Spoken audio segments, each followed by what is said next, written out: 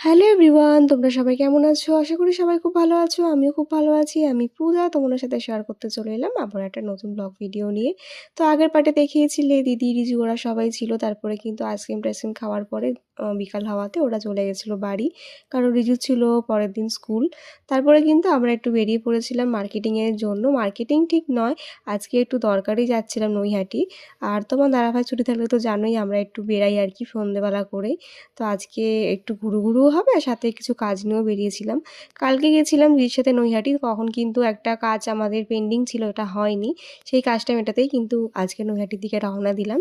তো চলো কী কাজ বলেই ফিরি। তো আমাদের যেহেতু সামনেই আসে পাঁচন উৎসব, তার জন্য কিন্তু আমাদের সেদিনকে দই চিড়া এইসব খেতে হয়। তো তাতে সেটা খেতে কিন্তু গুড় লাগে।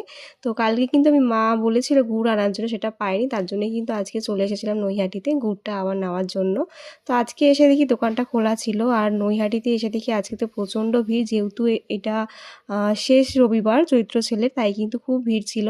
তো এসে দেখি গুড়ের দোকানটা মোটামুটি ভিড় ছিল, সবাই কিন্তু এখান থেকে ছাতু মুড়ি চিড়ে এইসব নিচ্ছিল। তারপরে কিন্তু আমরা গুড় টুড় নিয়ে নিলাম। গুড় টুড় নেওয়ার পরে কিন্তু চলে আসলাম আবারও ফুচকার দোকানে। নৈহাটি আসবো ফুচকা খাবো না তা তো হয় না। কালকে খেয়েছিলাম জল ফুচকা আর আজকে খেলাম দই ফুচকা। আমার দই ফুচকাটাও খুব ভালো লাগে। তোমার দাদাভাই আর আমি মিলে কিন্তু দই ফুচকাটা খেলাম।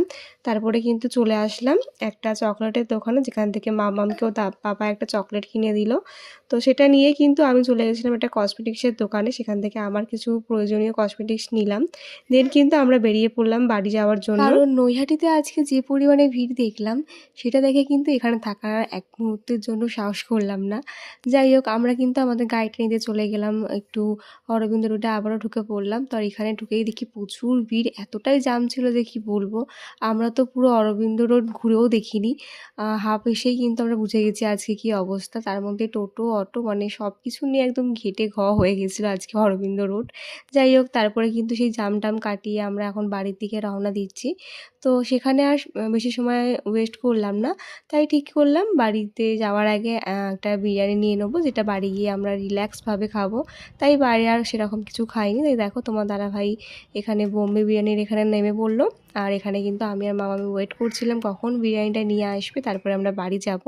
কারণ আজকে খুব গরম ছিল বাইরে, আর বেশিক্ষণ বাইরে থাকতে ইচ্ছা করছিল না। তাই কিন্তু বিরিয়ানি নিয়ে সোজা চলে আসলাম বাড়িতে। বাড়ি এসে কিন্তু মামামও একটু বিরিয়ানি টেস্ট করেছিল। তো মাঝে আর কোনো রকম ব্লগ শ্যুট করা হয়নি। রাতে কিন্তু বিরিয়ানি আর চিকেন কষা দিয়ে আজকে রাতে ডিনারটা কমপ্লিট করলাম। তো তোমার দাদাভাই তো বিরিয়ানি খেতে খুব পছন্দ করছিল, স্পেশালি আজকে আমার খেতে খুব ইচ্ছা করছিল, তাই জন্যই কিন্তু আজকে বিরিয়ানিটা আনা হয়েছে। তো সেটা দিয়েই কিন্তু রাতের ডিনারটা সারলাম। তো আজকের সানডেটা এইভাবেই কমপ্লিট করলাম। তো চলো আজকের মতো